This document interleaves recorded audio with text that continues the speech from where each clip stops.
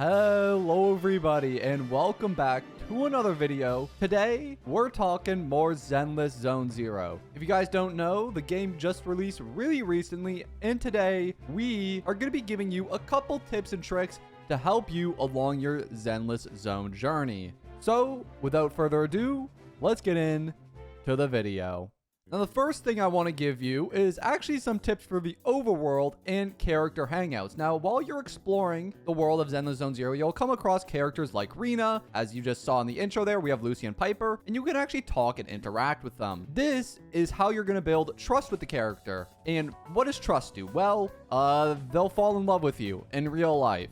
No, but what it actually does, if you go to the little icon in the bottom left and select the name of the character, you can actually go and see your trust meter with them. They have every character, they're separated by their factions. And if I go to Rena, who we just talked to, you can see that currently, okay, she doesn't like us all that much, but we built a little friendship with her. And if we continue to talk to her, we can raise our trust level even further. And by doing this, we can get rewards such as polychromes, which is the wishing currency.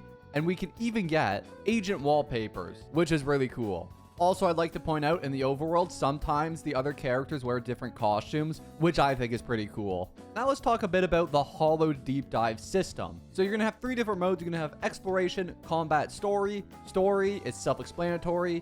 These are the main story missions. You're going to have your exploration mission, which usually consists of different puzzle events, investigation, and these can sometimes be related to missions or quests that you get. Now, I want to talk more about the left corner over here. The first thing you're going to have is your ether bar. You're going to see right now it's kind of low on the meter. But if we go somewhere else, like here, for example, you'll see that the ether meter is off the chart. Now, what does this mean? Well, we're going to have really high pressure in this hollow. Now, you may not even know what pressure is. Let's talk about pressure. So your pressure meter is going to be right above your three characters there. You're going to see right now it starts out as 0, but it's going to build up over time. You build up pressure basically just by moving around. As you can see, 10 pressure there. If we go here, 20 pressure, 30 pressure, 40 pressure, and we're going to build it up as we move. The more tiles we move, the more pressure we're going to build up. So you really want to pick and choose what tiles you move to. But basically, once you reach 100 pressure,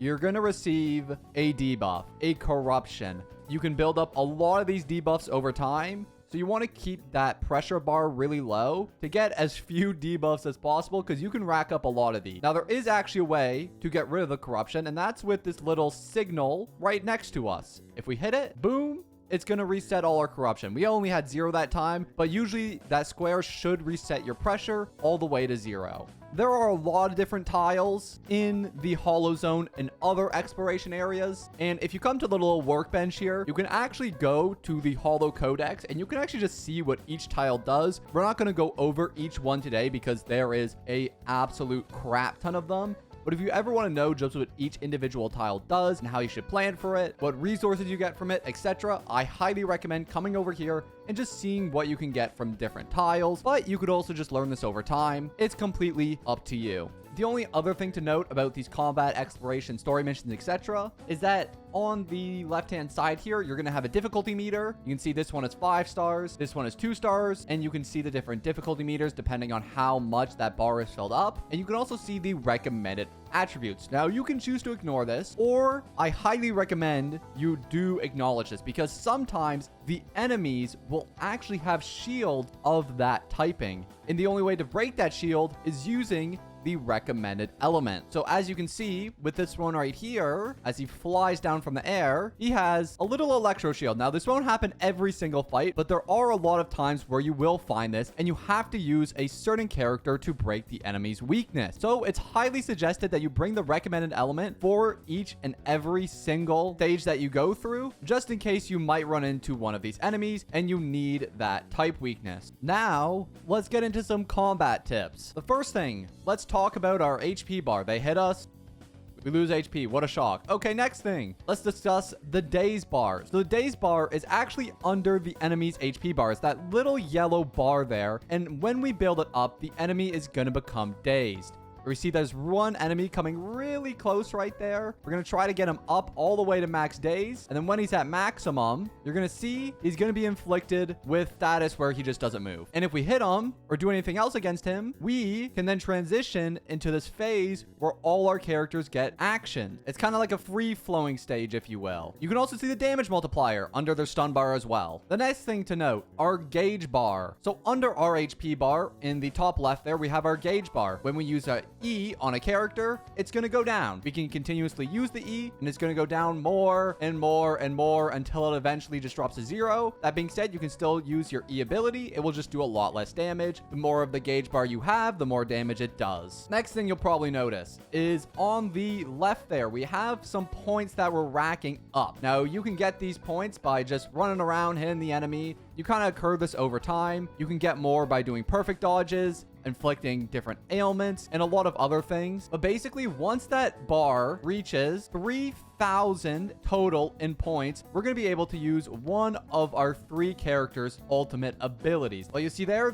we go. We got 3,000. We're now at the maximum, and we now can go into any of our characters and use their little ultimate ability. Then it's going to reset all the way down to 0, and we have to build it up again. Another thing you'll probably notice is beside their HP bar, you'll see they have a little flame symbol there. That is their status ailment. And our goal is to build up that status ailment by inflicting the same status on them. As you see, we're building burn on this one. If we keep inflicting burn with Lucy here, eventually the character or the enemy will go into the burn state or the shock state. It will give you big bold text so you know exactly when you get it. And you can even see the bar kind of like build up over time. It will build up very slowly. You generally want to be building teams with one element because one element will cancel the other one out. As you see, if we use an electro character there and then we go into a flame character, the flame is going to cancel the electro out. So generally, you want to be building characters with the same element typing on the same team so you can get these like little bonus effects from the burn, shock damage, etc. Some characters,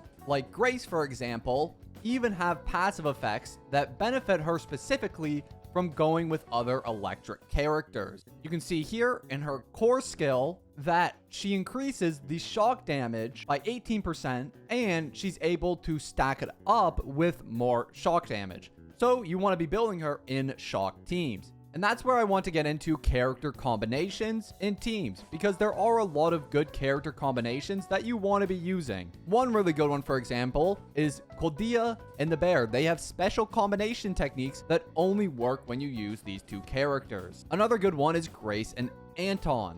Rena specifically works super well with almost every electric character in the game. She is another character that increases the duration of shock inflicted on enemies by any of your characters in your team. So she's another character who you want to be pairing with other shock units. These are just some general teams, but there are a lot of different combinations in the game, and I recommend you read through the character's core skills or what they are so you can better understand the character and what you need to pair them with. Or, my recommendation, you just go to the VR device and you can actually just find the character's name, and usually the VR device will have a good team for them. Rena has the full shock team, and so on and so forth. The next thing I want to talk about is each individual stat and what it does, because there's a lot of stats here and it can get pretty confusing. One thing they actually do to help you out is on each individual character, you'll notice that there's a little highlighted orange stat. That is generally the best stat that you want to build for the character. For example, Nekomata wants crit rate and crit damage. Cordia wants impact. Grace wants attack and anomaly proficiency. So a very helpful mechanic there. Anyways, let's talk about what each stat does. HP, your health. Defense makes you take less damage from hits. Attack, your damage output. Crit damage doubles your damage. Crit rate, the percentage chance that you will double your damage. Energy regen, how fast you will get up your gauge so you can more efficiently use your E ability. Next thing, pen ratio is kind of like defense shred. It's the percentage of defense that you're going to ignore of the enemy. Anomaly proficiency increases damage done by your attribute effects, which we talked about earlier. Anomaly mastery increases the buildup of your attribute effect and how fast you can get them off, and increases that little bar beside the HP, which again we talked about earlier. Impact increases the days meter below the enemy's HP bar. The higher your impact, the more days you're going to inflict. Next up, let's talk about how to get certain materials in Zenless Zone Zero, because there is a lot you need to level up certain characters, and you get them from different places. And most of them are going to be found in this place called Scott Outpost, which you will unlock at some point. First one here, clean up. This is how you grind CD discs, which are this game's version of relics / artifacts. And here, they're called CD discs. Next up, Notorious Hunt. This is where you grind your level up / boss materials. You can also get these things called a W engine chip, which we're going to talk about later. However, these materials below the bosses are specifically used to level up a character's skill. You need them to unlock the core skills. Each core skill takes a different amount of that item, so you're going to need to come back to Notorious Hunt a lot. Next, for your character's individual skills, you're going to need a different material, which you can buy from the Bangaboos. There is a max on this. However, you can buy from them, and I believe this resets weekly if I'm not mistaken. However, that isn't the most reliable way to get materials. There's a better one inside the HIA Club in the AVR Center. In going in here, you have the option to grind basic materials, agent promotions, W engines, agent skills, and a bunch of good stuff. Now, you might be kind of confused on what a lot of these icons are, so to kind of help you out, I'll throw up a little graphic here of what each individual icon is and how they compare to another game that you might have played before. But anyways, let's get into it. So it works very similarly to Star Rail and Genshin. You can basically select how many waves of enemies you want to fight, and that will determine how much of your battery charge you spend, which is your resin in this game. If I want to fight only 5 waves of enemies, it's going to take me 100 battery charge, but if I want to fight less waves of enemies, only 2, it's only going to take me 40 battery charge. Basically, just spend what you need to level up your talents, and you should be good to go. Then we have the Champions Arena, which is how you get your boss mats, which are used to level up your agent's core skill. And that's how you get most of your resources in Zenless Zone Zero. I should also mention that although the battery charge cap is 300, you do have the option of coming to the coffee shop and replenishing your battery charge once a day to get 60 extra. So the cap in one day is actually about 360 battery charge, which should give you a lot of room to grind. Now, there's one more thing I want to mention about the overworld of Zenless Zone Zero, and that is, if we go to the map, you can see that there's some symbols right above the fast travel points like the noodle shop, coffee shop, etc. You can see that there's a little blue tally with a 4, a character, and something else. First thing, this little character icon just tells us that Corin is in the area and available to talk to if we want to raise our trust with her. This little blue exclamation point shows us how many side quests or missions are in the area, and then the Mewmew medals are something which we'll get into if we teleport to Officer Mewmew. I really like saying the word Mewmew. Hi, Mewmew. Mewmew has quests for us, and if we complete these quests, we get little rewards. Most of them aren't all that dramatic, but they are like 5,000 Denny, 10 polychromes, and a lot of good stuff that you're able to get from this guy. He's available in 3 different areas in the game: the Ballot Twin Roads, Lumia Square, and Branch Street Construction. And in each of them, he'll have different missions for you. We also have an Errands book in this game, which is essentially a combination of your daily missions. This is what is basically the handbook in Star Rail, or the handbook in Genshin, where you complete a number of missions. They give you stuff like little internet credit EXP, some weapon level up material, etc. And once you finish the trial, you then move on to the next one and you have even more missions. You have your training menu, which is a simpler way to see the materials that you can grind. Instead of going to each individual area on the map and trying to find it, you can just go here, click go, and teleport there. And then you also have your challenges, which include the Hollow Zero and Shiyu Defense. Let's talk about those. The Hollow Zero is what is similar to the simulated universe in Honkai Star Rail. It's basically like a huge combat event where you try to rack up points to increase your license level, and the more you increase your license level, the more rewards you get, like Boopon tokens, polychrome, all that good stuff. You also have your combat configuration here, which by unlocking little points here, you can actually increase things like your defense, your attack, your ice damage, etc. within the Hollow Zone. Then we have Shiyu Defense, which is similar to the Spiral Abyss or the Memory of Chaos. It's essentially just a huge trial combat where you go, you pick out 1 or 2 teams, and you face the enemy using those 2 teams and try to beat it as fast as possible to get the highest rating. One more thing I want to mention is the gadget store, which is similar to like a crafting menu. You need to get these little puzzle pieces called the W engine chips, which we talked about earlier with the notorious hunt bosses. They have a chance to drop this, and then you can use that to craft these items. Some of these are better than others. Some of them are made specifically for defense characters, stun characters, a lot of good stuff within this crafting menu. You can also recycle ones that you're not using, and then you can also check the database of balls that you have unlocked in the game so far. And yeah, that is all my tips for today. I hope this video helped you guys out.